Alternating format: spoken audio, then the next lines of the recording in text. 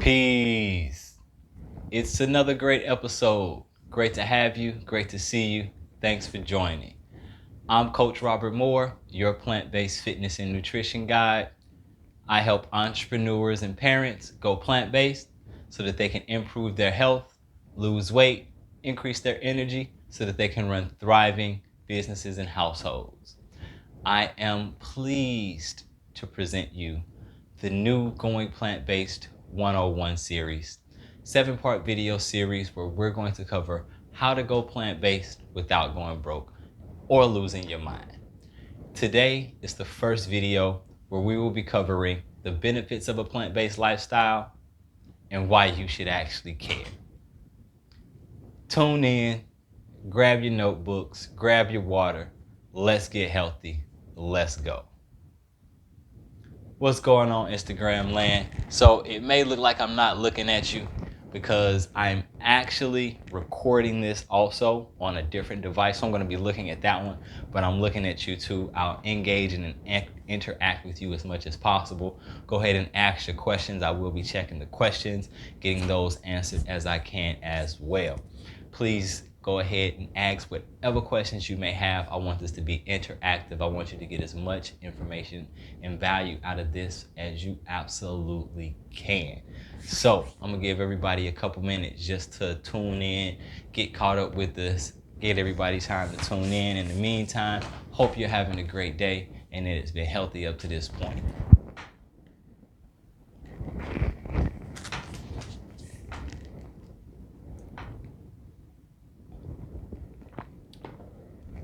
So again, for those that have just joined, I'm Coach Robert Moore, your plant-based fitness and nutrition coach.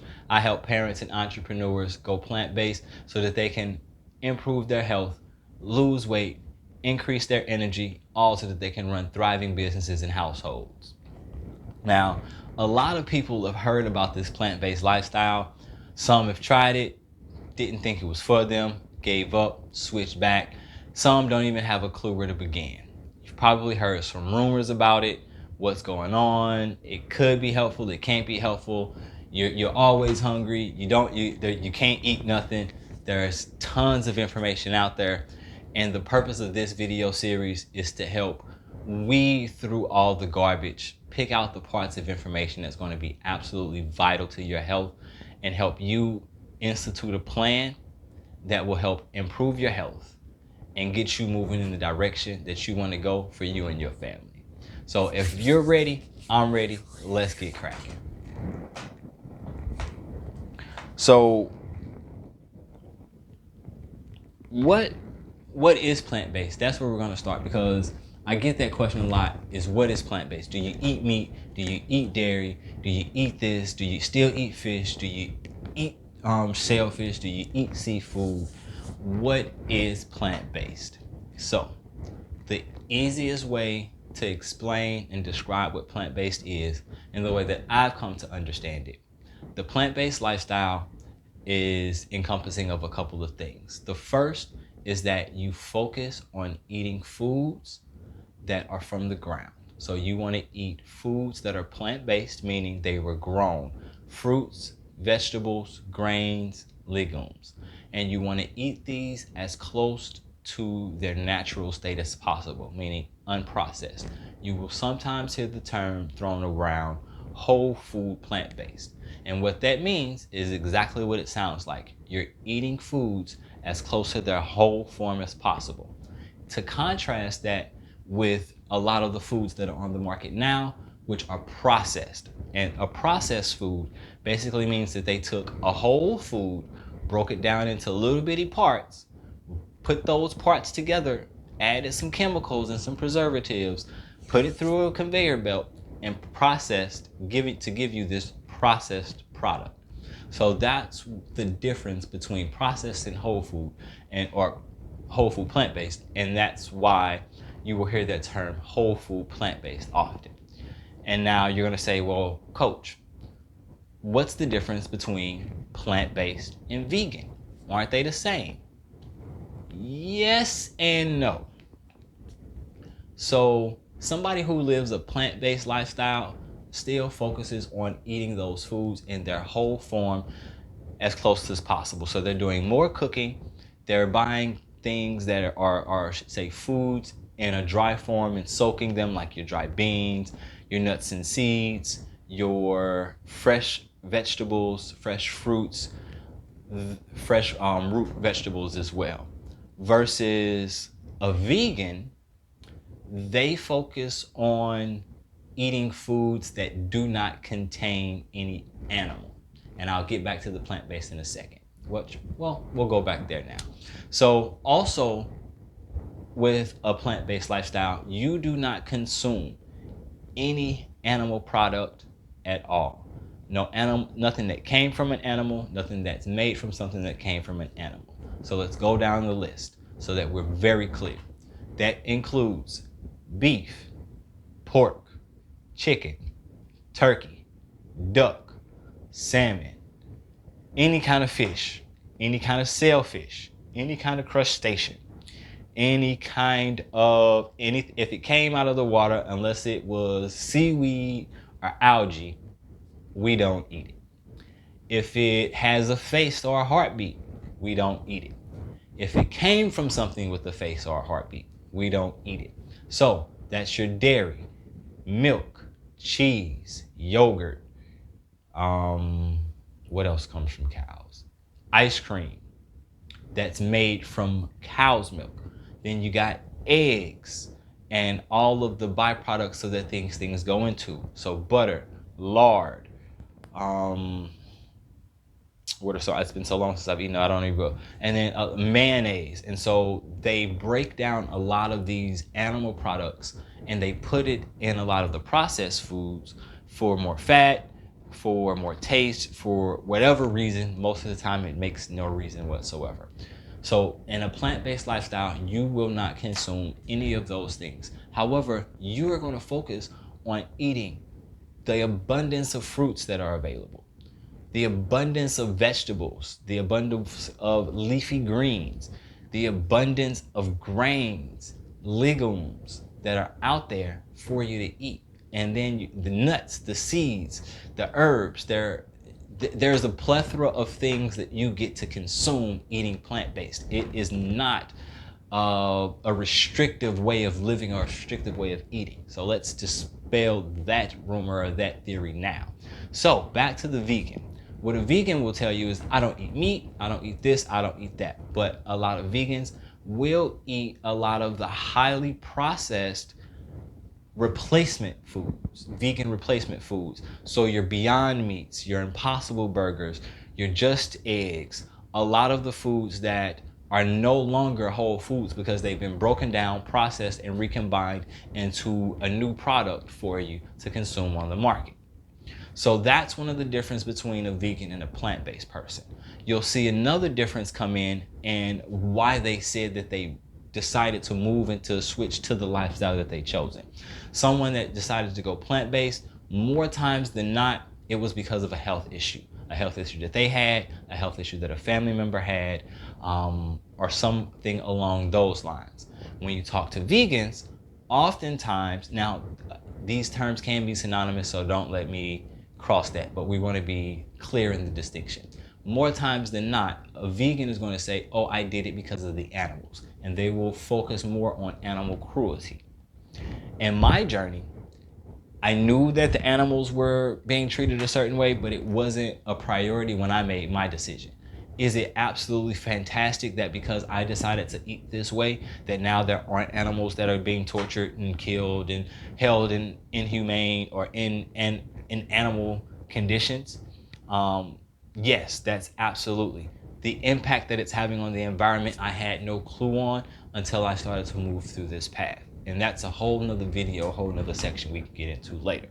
So get back on topic here. So we talked about what is plant-based and what's the difference between plant-based and vegan. Oftentimes, and also vegans will say they don't use anything that came from an animal. So no fur, no leather, nothing like that. Plant-based, not as strict. I still wear my leather shoes. I still wear my leather belts.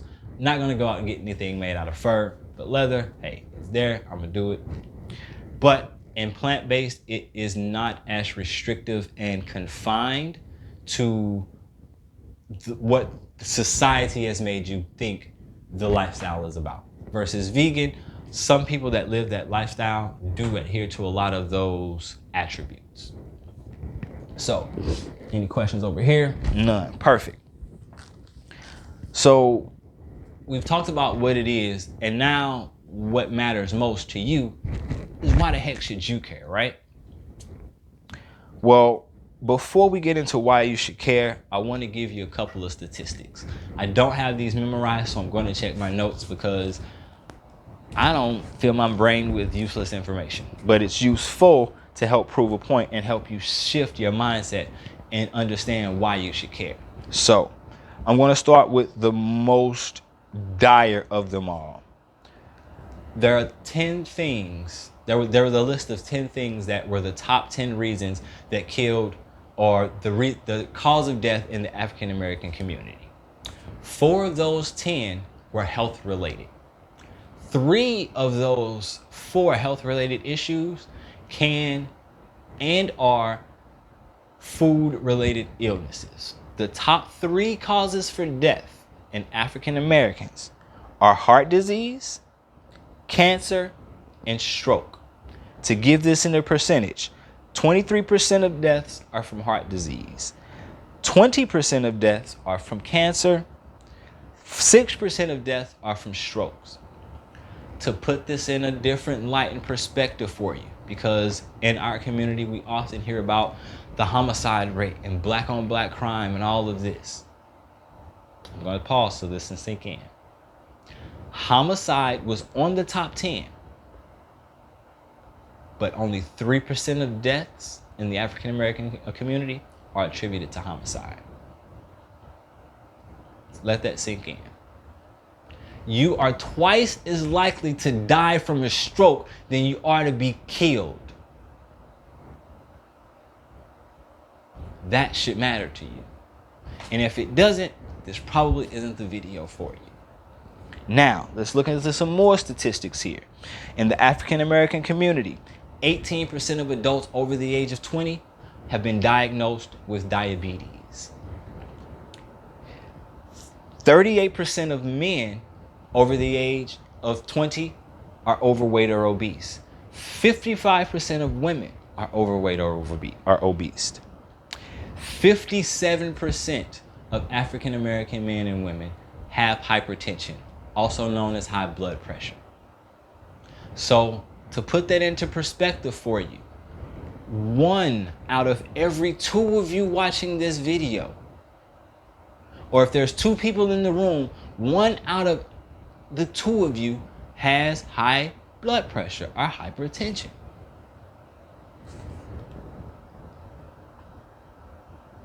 So those numbers are on a large scale, so it doesn't seem as real sometimes. So let's bring it home. Let me ask you a question.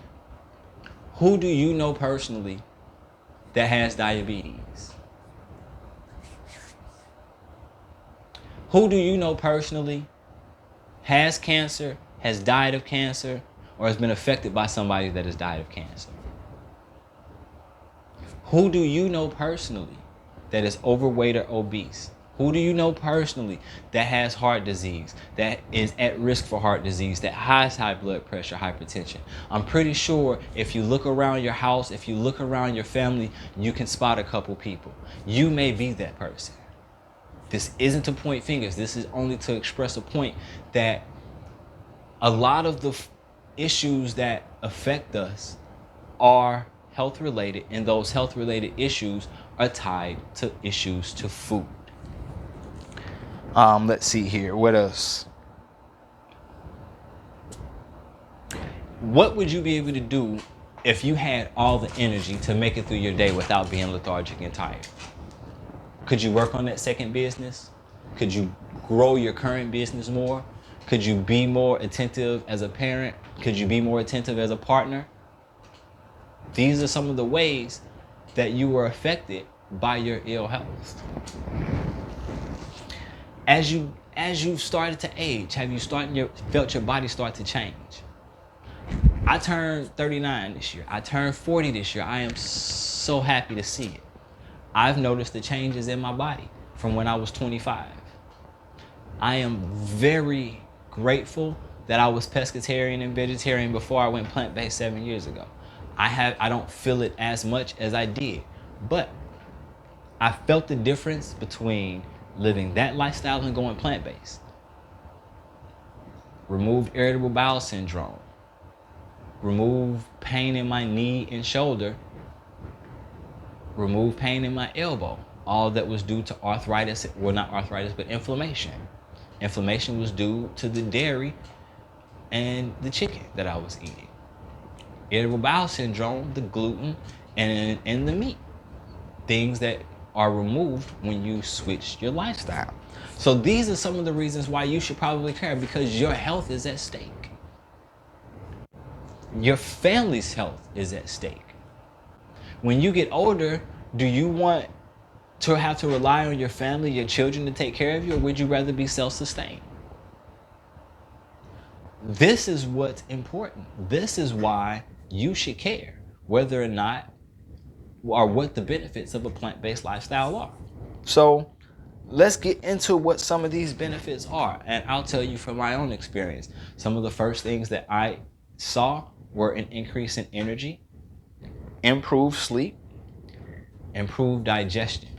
For years, I was plagued with irritable bowel syndrome. That's bloating, cramping in the stomach, gas. It is not a pleasant feeling. Any of you ladies who experience bad PMS know what I'm talking about. I'm not gonna say that it's as bad as that, but yes, it's bad. That's where some of the things that I was able to fix for myself. Now, what I've seen my clients fix with going through my 90-day body back formula program, where you go completely plant-based and use body weight movement to lose weight and drop and change your body, I've seen improvement in cholesterol levels and people be able to get off of their high cholesterol medicine. I've seen the regulation of blood sugar levels. So I've had one client that is no longer has to take their diabetes medicine. We've seen improved skin. We've seen improved blood flow for my fellas and ladies. Yeah, improved blood flow means a stronger libido. So that means that he could become a bedroom bully. But let's not get sidetracked.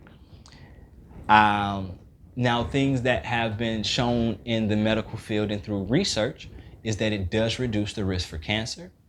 It reduces the risk for heart disease, strokes.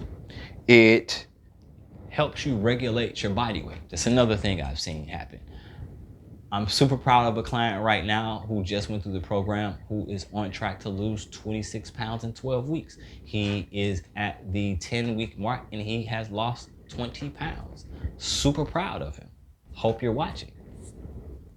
So these are some of the benefits. And I'll ask, what would you be able to do if you got down to a healthier body weight? Not to this fitness model and what the media portrays to us healthy looks like. What would you do if you were able to move more easily? What more could you do? How more could you live life if you were able to get to the end of the road without huffing and puffing? Go up that flight of stairs without wheezing, without having to take a break, without saying, woo, child. Like, I add a little bit of comedy in it. I don't laugh because it's not funny, but I want you to be able to understand the seriousness of it. These attributes of life are absolutely affecting your day-to-day life. The things that you're able to do day in and day out. How much more could you get done if you got a full, restful night of sleep? How much more patience would you have? How much more clarity in mind would you have? These are the benefits that come along with the plant-based lifestyle and why you should care. Now, I've been talking for a little while and I forgot to let you know that if you have to jet out and you don't get to catch the whole video, the whole live, I am making it available, the replay. There is also a workbook that goes along with this video series so that you can take notes and actually start to implement the information that you're going to learn here. I suggest you go ahead and click the link in the bio so that you can get a copy of the replay as well as the workbook. Now, On to the next part of the topic. And the most important part, and that is, what are some actions that you can take today to actually start to change? First and foremost is make a decision that you want to be healthy. Because before you make the decision to be healthy, nothing else will change. Once you decide to be healthy, that you want to be healthy, now you open the possibility for you to change your behaviors. Because it's the behaviors that you've had up until now that got you the results that you have.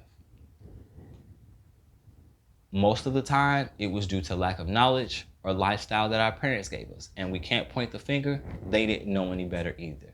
But now that we know, we have to take it amongst ourselves to change the trajectory of ourselves and our family and break that generational curse of ill health. There are hereditary diseases. However, a lot of the food related ones we no longer have to pass down. So let's take action today to improve health. And that first starts with making a decision to live healthy. Second, forgive yourself and be compassionate with yourself. Forgive yourself for what you've done, for what you didn't know, and be compassionate as you move through this journey, because you're going to make mistakes, you're going to be tempted, and there's going to be times when you like, forget it, I'm gonna eat this. And then you're gonna feel a certain way afterwards. Be compassionate with yourself, because if you beat yourself up, that's not healthy for you, and it will deter you from continuing down the path. So, first three things. The next in the list is drink more water. Most Americans, I think last time I looked, it was like 70% of Americans deal with dehydration or chronic dehydration. Hence, let me drink some water now because my mouth has gotten dry.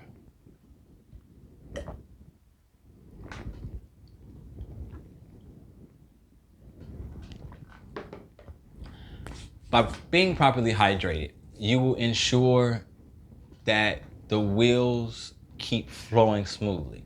Water to your body is like oil to a car engine, for my car guys or my ladies who may know a little bit about it. To give you another analogy, what is fluid? Not sure. Didn't think of any analogy, so I'm not gonna beat that horse. More water you drink, the more hydrated you are. The body is 70% water.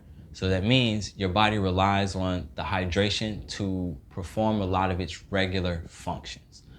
The kidneys, the liver, all of those rely on proper hydration to be able to completely flush out the toxins that your body has. Not to go down that path though. So that's something that you can do today to help improve your health. Something else that you can start today to improve your health is to cut out the sugary products. Cut out soda 100%. Cut out sugar candies 100%. Cut out as much refined sugar as you can from how you eat. And you see I refuse to use the word diet because I don't believe in diet. I don't eat to die, I eat to live. Now, one thing that may be hard for you, but I encourage you to do, is replace dairy right now. Get rid of dairy. It causes inflammation, and it was not designed for human consumption. Dairy and milk is for baby calves to grow into cows. It's to take them from 60 pounds at birth to 200 pounds in 8 weeks. It's not meant for you to consume. So let's get that out of how you're eating. There are tons of replacements on the market that are plant-based. My favorite go-to is coconut milk, coconut yogurt, coconut ice cream. For those who gotta have it. But there are replacements. Let's do that. That's something that you can do today. What else? You can add more fresh fruits to your breakfast. Add bananas, strawberries, blueberries, peaches, apples. Grab it with your bagel or your toast, whatever you're having. Add more fresh fruit to breakfast. That's another way that you can start to incorporate more plant-based eating into your lifestyle right now. Also, add more veggies to lunch and dinner. So if you are taking the slow route to transitioning, You don't have to cut it all at once. Crowd it off of your plate. Add a little bit more rice, add a little bit more potatoes, add a little bit more veggies, and a little less meat. And then eventually you'll crowd the meat off completely. So these are some of the small techniques that you can do today if you are still halfway in, halfway out, or you just know yourself and know that it's going to take a process or a longer time for you to get it and stick with it, because it takes time to break habits. Going cold turkey is not easy. That is one of the number one reasons that people revert back to that lifestyle. Is they go cold turkey and they don't have a plan on how to get to. But I'm getting ahead of myself. That is to next video, 5 top mistakes that people make when going plant-based. What else can you do? You can add meatless 1 or 2 days a week. You can go meatless, do meatless Mondays and meatless Fridays. Or the meatless weekend. You eat meat during the week and then you pick Friday, Saturday, Sunday not to eat meat, where you focus more on trying new recipes since you have more time to cook and experiment. So it's not an all or nothing type of lifestyle. It's a journey. It's baby steps. It's taking the steps that you're comfortable with where you are today. For 15 years, I bounced back and forth between pescatarian and vegetarian before making the full switch to plant-based 7 years ago. So I am not here to point the finger at telling you what you gotta do. I'm just giving you some things that you can do. Dig it? Perfect. So to conclude this particular part of the series, let's go over what is plant-based. Plant-based lifestyle means that you focus on eating whole foods that come from the ground. More beans, legumes, grains, fruits, vegetables, and foods that are made from those items. You remove meat, dairy, chicken, poultry, fish, seafood from how you eat. And you replace it with those life-giving foods. You focus on drinking more water. You focus on moving. Vegan versus plant-based is now you've incorporated the lifestyle more into what you put on your body as far as your clothes. That's the difference between vegan and plant-based. Some of the benefits of going plant-based are you're going to see an improved skin, increase in energy, better sleep. You can lose some weight. You're going to see a regulation of your blood sugar levels, a regulation of your blood pressure levels. You're going to possibly reduce your risk of cancer, reduce your risk of heart disease. You're going to see a reduction in the inflammation in your body, so you'll move a little easier. You'll feel less aches and pains. And why you should care, only you can say that. Do you have a family member that loves you or that you love? Would you like to see someone grow up? Would you like to see someone's graduation? Like to see someone's wedding? These are all things that can be affected by your health. So making your health a priority means that you make everything and everyone else in your life a priority. If you liked the video, you want to see the replay, if you want to get the workbook, I encourage you to click the link in the bio, go to the first link and download it. The replay will be available tomorrow. The workbook is available today. I thank you for your time. And now I'll open the floor over in Instagram land for any questions. Shoot them on over.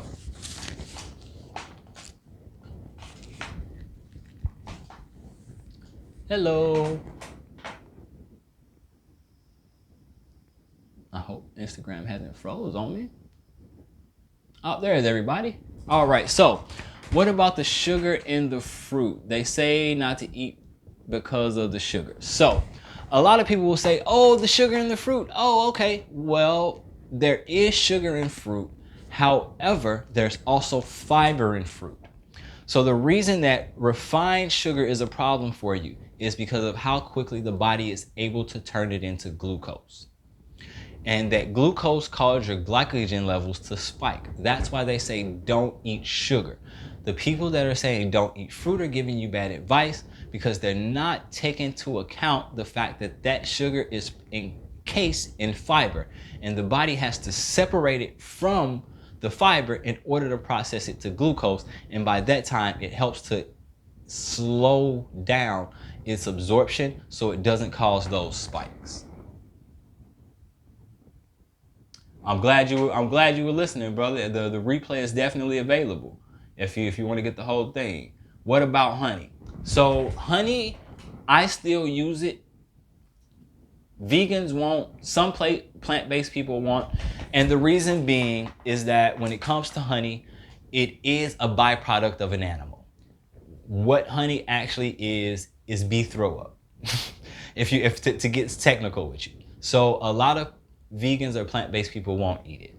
I do. One, I eat local honey because it helps with my allergies. By eating honey from a local area, those bees got plants from that area, so it helps build my immunity to help with my allergies. I think that, and I feel and believe that everything within reason. I wouldn't say use a teaspoon of honey in everything you eat. No, because that would be overkill and that would be too much sugar. But to eat honey in the right proportions, to add a little drizzle to this or a little bit to that to give yourself a little bit of sweetening, it is not going to be detrimental to your health. Excuse me. However, overuse of anything will be. So use it, but use it sparingly. Thanks for the question. Let's see. Come on, back to the top. Where we at? What could you use in tea for a substitute for sugar? So honey can be a substitute. You can use agave. You can use date sugar, or you can sit a date inside of it and just let it mix up like that. You can use cane sugar, but again, just use just a little bit because it is processed, but it's not as processed as your regular white refined sugar. But my go-tos for sweetening my tea are honey and agave.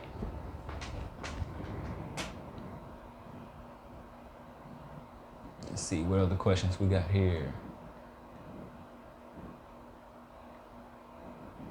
Probably should have grabbed my towel too. Give me one quick second.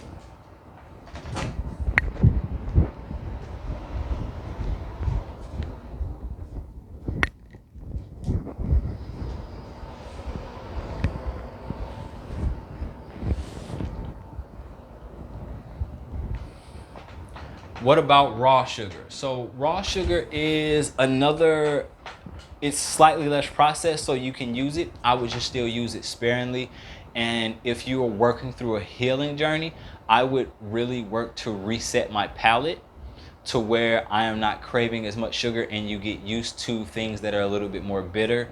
And yeah, because that will help reduce your cravings for sugar by using it less. Because that is still one of the challenges that I'm working through is I'm a sugar addict.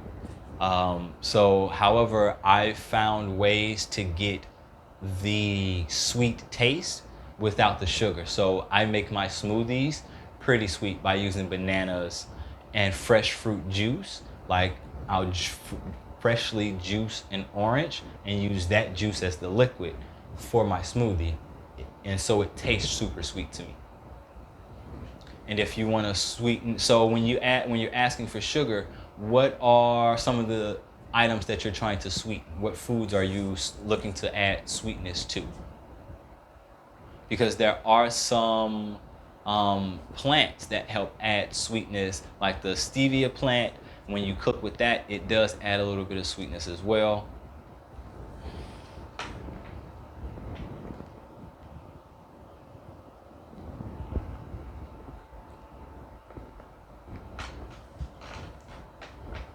So another question we got is, what was the hardest food to give up? One of the hardest foods that most people have given up is cheese and dairy. And that's why I recommend giving up that first. Because if you can give up the hardest things first, then it makes giving up the other a little less easier. For me, the hardest thing to give up was actually fried red snapper.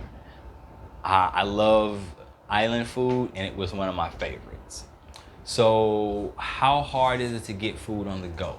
It's pretty easy to get food on the go now, especially if you're here in the States. There are a lot of big chains that are starting to cater to it, and there are regular chains that you wouldn't even think that you could eat at to make eating out easy. So let's think about Chipotle, for instance. Super easy. Get the rice and beans, the mixed veggies, and some guac, and you just made a bowl. Tijuana Flats. Get everything minus the cheese. You can get salads at Quinoa. So eating on the go can be pretty easy. And worst case scenario, there's always French fries. I don't recommend that being your go-to, but worst case scenario, if you're out with friends and you're trying to live the lifestyle, you've been hanging all night and you gotta eat something and there's nothing available, you can do that. So do you have to take additional vitamins being plant-based? You do not have to take additional vitamins when being plant-based.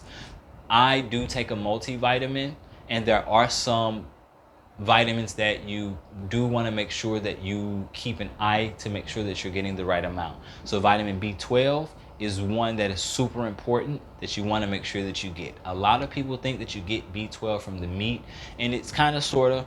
However, if you're eating foods that you grow yourself, you're going to be getting a little bit, and a lot of the plant-based milks are fortified with B12 as well. I take a multivitamin, but that's more out of habit than out of anything else. I read a study that showed that multivitamins actually have a lesser effect on you than what they're purported to. It's another marketing employee to get your money. Now, I do say to ensure that you are getting the full spectrum of vitamins and minerals that you need, you eat a variety of foods. So you eat your colors, you eat plenties of different fruits, vegetables, leafy grains, and you add in some of the root powders. So some of the adaptogens like ashwagandha, maca powder, chlorella, spirulina, sea moss, these will help fill some of the gaps that you feel you may be missing.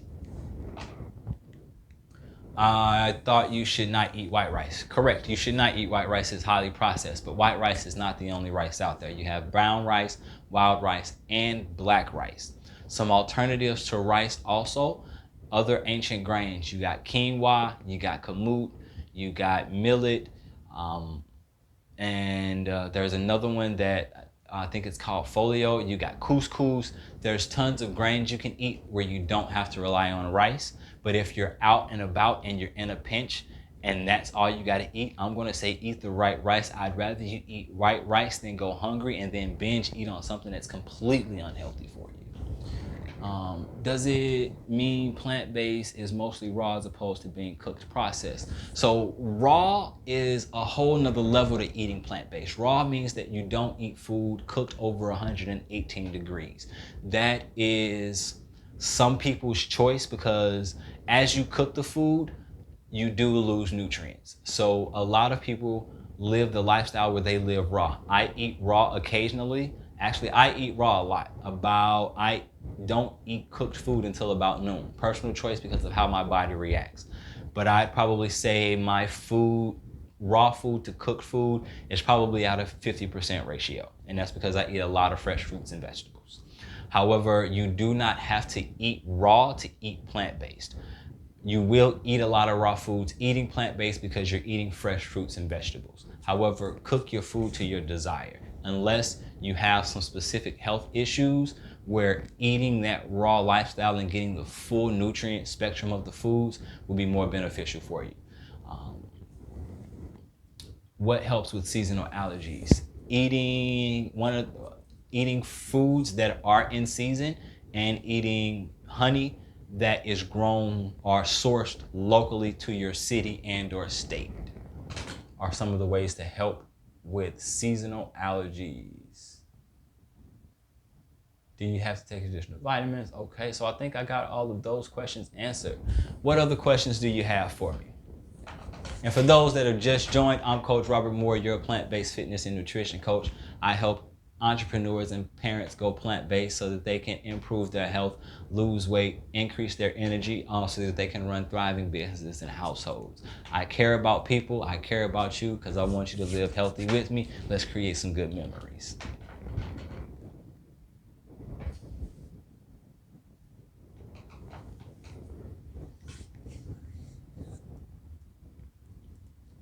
Let's see, I got another question over here. Let's see what we got.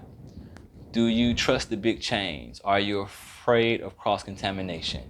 So most big chains I do not trust. And when I say big chains, I'm talking about your McDonald's, your Burger Kings. A lot of those, no, I don't. As far as like Chipotle's, Blaze Pizza's another one. Those, I know that there's a possibility of it. However, I don't want to live a life that is so restrictive that I'm feel like I can't move. So is there a possibility for cross-contamination? Yes. Do I let it concern me? Not as much, unless I think they are putting meat in the stuff that's supposed to be non-meat. Hope that answers that question for you. What type of juice detoxes would you suggest? When it comes to juice detoxes, I am not the expert. I do a juice detox once a quarter where I focus on drinking mostly liquids, and I'll do a celery and apple juice, a pineapple, and a couple of different mixtures. However, I definitely recommend you go check out my homegirl Dana over at 2Day Vegan. She is the juicing queen and she does juice detoxes all the time. Definitely recommend you go see her because she can speak to it more in depthly than I can. But juicing to detox is important, and not just juicing to detox, but eating foods that detox your body on a daily basis. Spirulina, wheatgrass, chlorella, so these naturally helps to detox your body. Chia seed naturally detox your body on a day-to-day basis. So those are some of the things that you can do daily to ensure that you're detoxing your body instead of waiting until there's a problem and then having to focus on doing a large, long-term detox.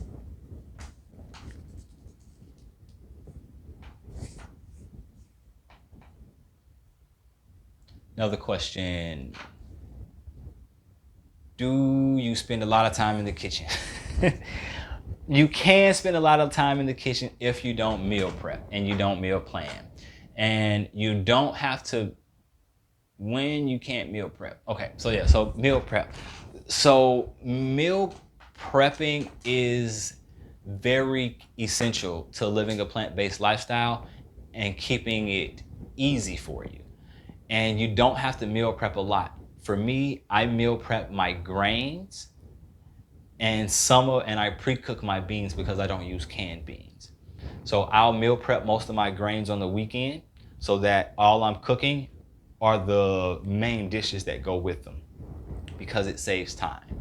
And me, it's just a personal quirk. I like my food as fresh as possible. However, you can meal prep ahead of time and freeze the food or put it in airtight containers to help make that lifestyle more convenient. And I definitely recommend that because it gets pretty costly if you're eating out on the go at most full 100% vegan restaurants. The food can get expensive if you're doing that.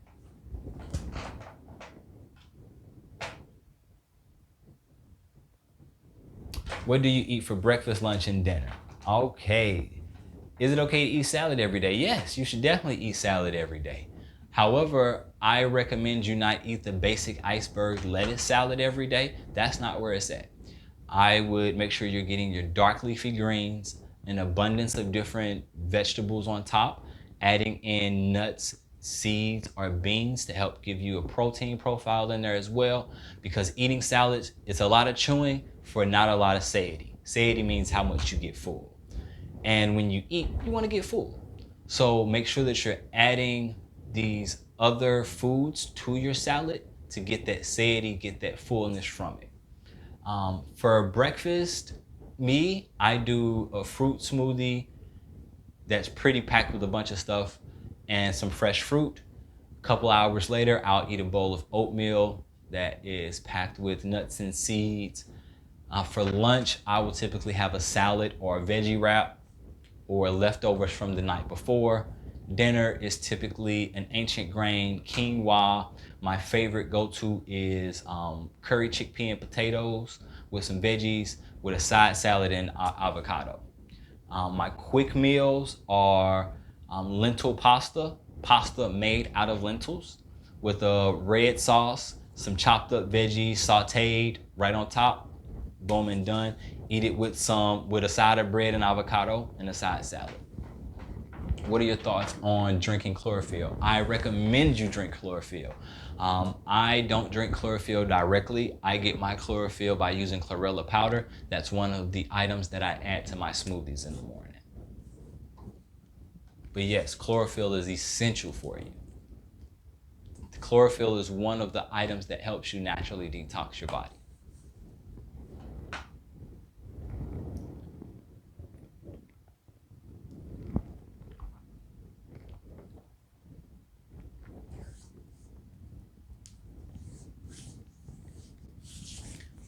So, any more questions before I let you enjoy the rest of your evening?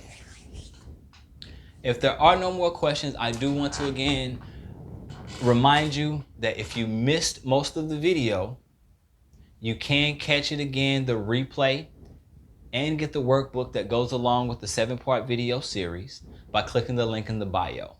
This is the first of the 7-part video series that will be airing for the next 3 weeks until it's done on Tuesday and Thursday night at 8:30 p.m. Eastern Standard Time. If you would like to get a copy of the replay and get the workbook, click the link in the bio. You can get it right now for $36 versus $162 once the complete series has been done. Go ahead now and click the link in the bio. I encourage you. And let's see, what are some good sauces to add to pasta? Good sauces to add to pasta. Whew. You got red. I still use a bottled regular tomato sauce. I will make a cashew cheese sauce where you soak cashews, put it in a blender with some cashew, with some coconut milk, a little bit of seasoning, and make a sauce that way. You can make coconut milk sauce.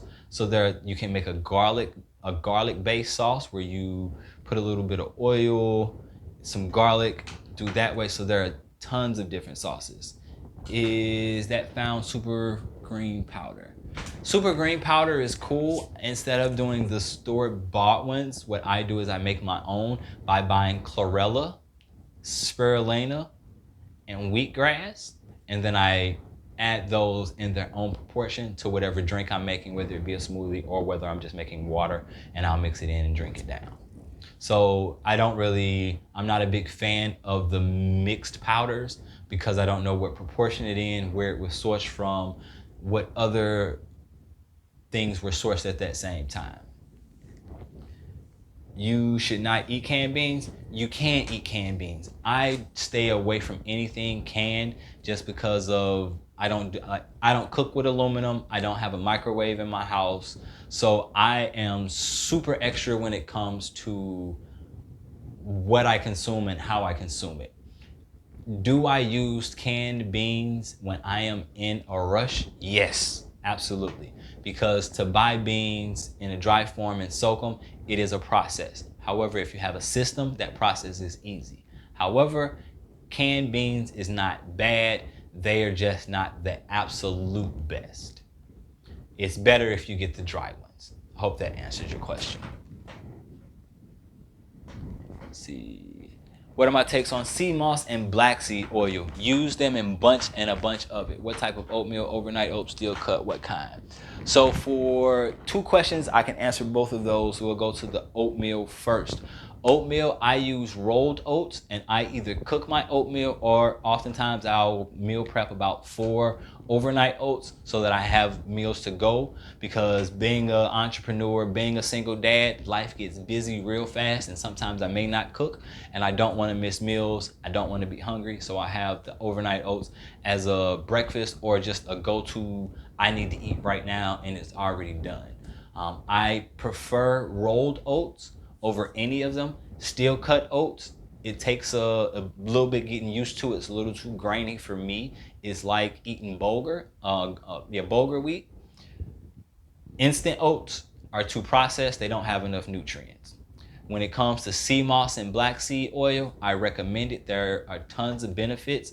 I don't have my notes in front of me to say all of them. I know that sea moss has all of the vitamins and minerals that are in the spectrum that the body needs, and black seed oil has tons of health benefits. I use it myself. It helped me clear up some skin problems that I had. Where do you find those products? Which particular products? Most anything that I just said right now can be found at your local grocery store. Unless you're talking about the chlorella, those I order online from a company called Mountain Rose Herbs. Rose Mountain Herbs is one. Nuts.com is another.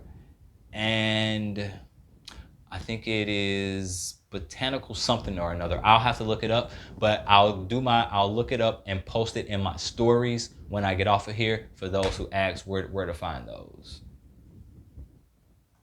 Never heard of black seed oil. That sounds interesting. It is. There are tons of benefits for it. I can do another video to help go over some of those, but hit the Google and it will definitely give you what some of those benefits are. Yeah, black seed oil is where it's at. I have a couple of friends who use it for different reasons, and they have all touted its benefits. They cannot stop singing the praises.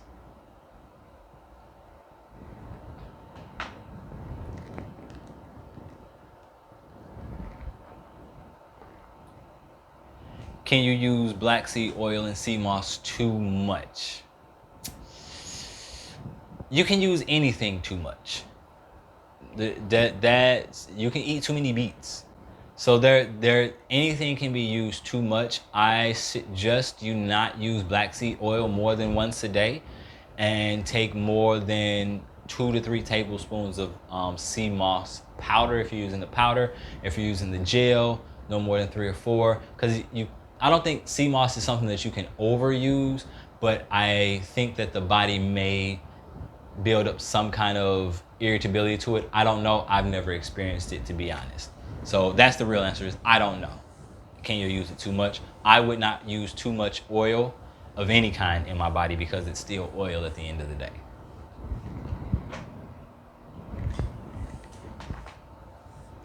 And I really appreciate all of you that have joined the live tonight, that are still with me, that joined earlier, that are still here. I appreciate you. I haven't said that yet. Thank you, thank you, thank you. But that's it for tonight. I do encourage you to join me for the next part of the series, the next part of the series, which is going to be this Thursday at 8:30. And the topic for this video is going to be the top 5 mistakes that people make when transitioning or going plant-based. Till next time.